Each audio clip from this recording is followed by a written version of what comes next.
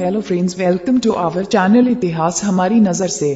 हिंदू धर्म का इतिहास बहुत प्राचीन है। हिंदू धर्म के इस चैनल में हम आपको बताएंगे कि आखिर में हिंदू धर्म का क्रमशः इतिहास क्या है। ऐसे ही आज की हमारी वीडियो का विषय है भगवान ब्रह्मा, विष्णु और महेश के माता पिता कौन हैं। हम सभी के माता पिता होते हैं। प्रत्येक मनुष्य के कोई ना कोई माता पिता तो होते ही हैं, तो फिर भगवान के भी माता पिता होंगे। तो भगवान के माता पिता कौन हैं? कभी कभार ऐसा भी कहा जाता है कि संत भगवान से भी बड़े होते हैं। भगवान संतों को अपने से भी ज्यादा महत्व देते हैं। इसीलिए भगवान श्री कृष्ण ने संतों के चरण धोए थे। श्री रामचंद्र जी ने संतों को प्रणाम किया था। संत पद बहुत ही ऊंचा है। संतों के लिए भगवान ने कहा है, संत मेरे मुकुटमणि, मैं संतन को दास। ब्रह्मा, विष्णु और महेश के संबंध में हिंदू मानस पटल पर भ्रम की स्थिति है। वे उनको ही सर्वोत्तम और स्वयंभू मानते हैं, लेकिन क्या यह सच है? क्या ब्रह्मा, विष्णु और महेश का कोई पिता नहीं है? वेदों में लिखा है कि जो जन्मा या प्रकट है वह ईश्वर नहीं हो सकता। ईश्वर अजन्मा, अप्रकट और निराकार है। शिव पुराण के अनुसार ब्रह्म ही सत्य है, वही अविकारी परमेश्वर है। जिस समय सृष्टि में अंधकार था, न जल न अग्नि और न वायु था, तब वही तत्सत ब्रह्म ही था जिसे श्रुति में सत कहा गया है। सत अर्थात अविनाशी परमात्मा। उस अविनाशी पर ब्रह्म काल ने कुछ काल के बाद द्वितीय की इच्छा प्रकट की। उसके भीतर एक से अनेक होने का संकल्प उदित हुआ। तब उस निराकार परमात्मा ने अपनी लीला शक्ति से आकार की कल्पना की, जो मूर्त रहित परम ब्रह्म है। परम ब्रह्म अर्थात एक अक्षर ब्रह्म, परमक्षर ब्रह्म, वह परम ब्रह्म भगवान सदाशिव है। अर्वाचीन और प्राचीन विद्वान उन्हीं को ईश्वर कहते हैं। एकांकी रहकर स्वेच्छा से सभी और विहार करने वाले उस सदाशिव ने अपने विग्रह शरीर से शक्ति की सृष्टि की, जो उनके अपने शरीर से कभी अलग होने वाली नहीं थी। सदाशिव की उस पराशक्ति को प्रधान प्रकृति, गुणवती माया, बुद्धि तत्व की जननी तथा विकार रहित बताया गया है। वह शक्ति अंबिका, पार्वती या सती नहीं कही गई है। उसको प्रकृति, सर्वेश्वरी, त्रिदेव जननी, ब्रह्मा, विष्णु और महेश की माता, नित्या और मूल कारण भी कहते हैं। सदाशिव द्वारा प्रकट की गई उस शक्ति की 8 भुजाएं हैं। पराशक्ति जगत जननी, वह देवी नाना प्रकार की गतियों से संपन्न है और अनेक प्रकार के अस्त्र शक्ति धारण करती है। उस काल रूपी ब्रह्म सदाशिव ने एक ही समय शक्ति के साथ शिवलोक नामक क्षेत्र का निर्माण किया था। उस उत्तम क्षेत्र को काशी कहते हैं। वह मोक्ष का स्थान है। यहाँ शक्ति और शिव अर्थात काल रूपी ब्रह्म सदाशिव और दुर्गा यहाँ पति और पत्नी के रूप में निवास करते हैं। इस मनोरम स्थान काशीपुरी को प्रलय काल में भी शिव और शिवा ने अपने सान्निध्य से कभी मुक्त नहीं किया था। इस आनंद रूप वन में रमण करते हुए एक समय शिव को यह इच्छा उत्पन्न हुई कि किसी दूसरे पुरुष की सृष्टि करनी चाहिए, जिस पर सृष्टि, निर्माण, वंश वृद्धि आदि का कार्यभार रखकर हम निर्वाण धारण करें। ऐसा निश्चय करके शक्ति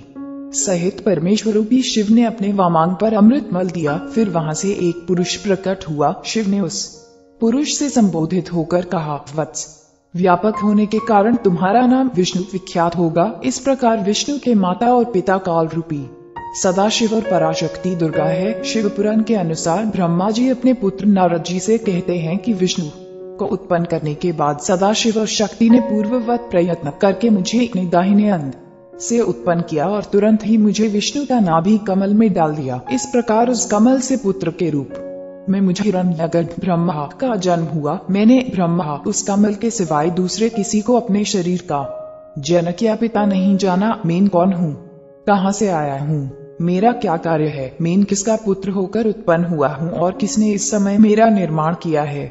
इस प्रकार मैं संशय में पड़ा हूँ। इस प्रकार ब्रह्मा, विष्णु और रुद्र इन 3 देवताओं में गुण हैं और सदाशिव गुणातीत माने गए हैं। एक बार ब्रह्मा और विष्णु दोनों में सर्वोच्चता को लेकर लड़ाई हो गई, तो बीच में काल रूपी एक स्तंभ आकर खड़ा हो गया। तब दोनों ने पूछा, प्रभु, सृष्टि आदि 5 कर्तव्यों के लक्षण क्या है, यह हम दोनों को बताइए। तब ज्योतिर्लिंग रूप काल ने कहा, पुत्रों, तुम दोनों ने तपस्या करके मुझसे सृष्टि, जन्म और स्थिति, पालन नामक 2 कृत्य प्राप्त किए हैं। इसी प्रकार मेरे विभूति स्वरूप रुद्र और महेश्वर ने 2 अन्य उत्तम कृत्य, संहार, विनाश और तिरोभाव कृत्य मुझसे प्राप्त किए हैं।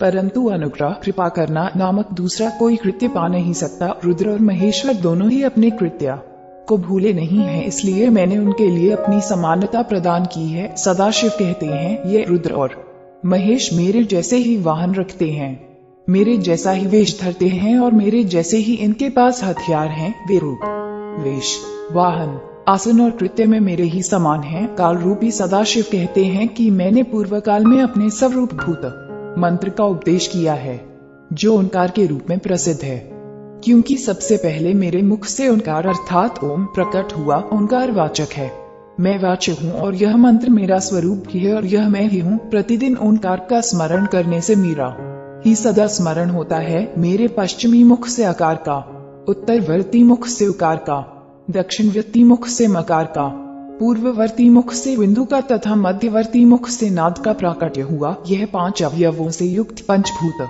ओंकार का विस्तार हुआ।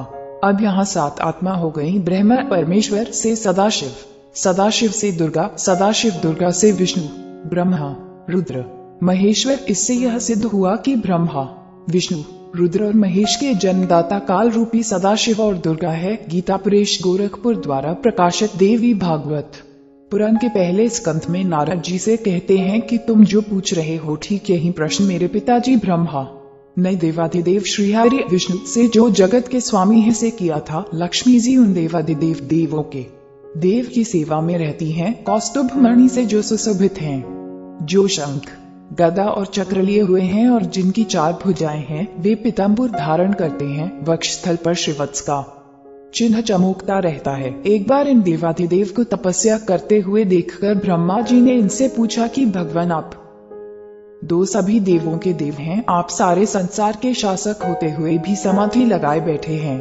आप किस भगवान का ध्यान कर रहे हो? ब्रह्मा जी के विनीत वचन सुनकर भगवान श्रीहरि उनसे कहने लगे, देवता, दानव और मानव सभी यह जानते हैं कि तुम सृष्टि करते हो, मैं पालन करता हूँ और शंकर रुद्र संहार किया करते हैं, किंतु फिर भी वेद के पारगामी पुरुष अपनी युक्ति से यह सिद्ध करते हैं कि रचने, पालने और संहार करने की ये योग्यता जो हमें मिली है, इसकी अधिष्ठात्री शक्ति देवी है। उस शक्ति के अधीन होकर ही मैं इस शेषनाग की शैया पर सोता और सृष्टि करने का अवसर आते ही जाग जाता हूँ। मैं सदा तप करने में लगा रहता हूँ, क्योंकि उस शक्ति के शासन से कभी मुक्त नहीं रह सकता। कभी अवसर मिलता है तो लक्ष्मी के साथ अवसर बिताने का सौभाग्य प्राप्त होता है। मैं कभी तो दानवों के साथ युद्ध करता रहता हूँ और अखिल जगत को भय पहुंचाने वाले दैत्यों के विकराल शरीर को शांत करना मेरा परम कर्तव्य हो जाता है। मैं सब प्रकार से उन्हीं शक्ति के अधीन रहता हूँ और उन्हीं का कार्य किया करता हूँ। ब्रह्मा जी मेरी जानकारी, मैं उन भगवती शक्ति से बढ़कर दूसरे कोई देवता नहीं। देवी भागवत पुराण में दुर्गा जी कहती हैं कि देवी हिमालय को ज्ञान देते हुए कहती है कि एक सदाशिव ब्रह्म की साधना करो, जो परम प्रकाश रूप है, वही सबके प्राण और सबकी वाणी है, वही परम तत्व है। उसी अविनाशी तत्व का ध्यान करो, वह ब्रह्म ओंकार स्वरूप है और वह ब्रह्म लोक में स्थित है। एकाक नहीं होने पर भी वह माया शक्ति संयोग वशात अनेक हो जाती है। उस शक्ति की देवी ने ही लक्ष्मी, सावित्री और पार्वती के रूप में जन्म लिया और उसने ब्रह्मा, विष्णु और महेश से विवाह किया था। 3 रूप होकर भी वह अकेली रह गई थी। उसका रूप सदाशिव की अर्धांगिनी।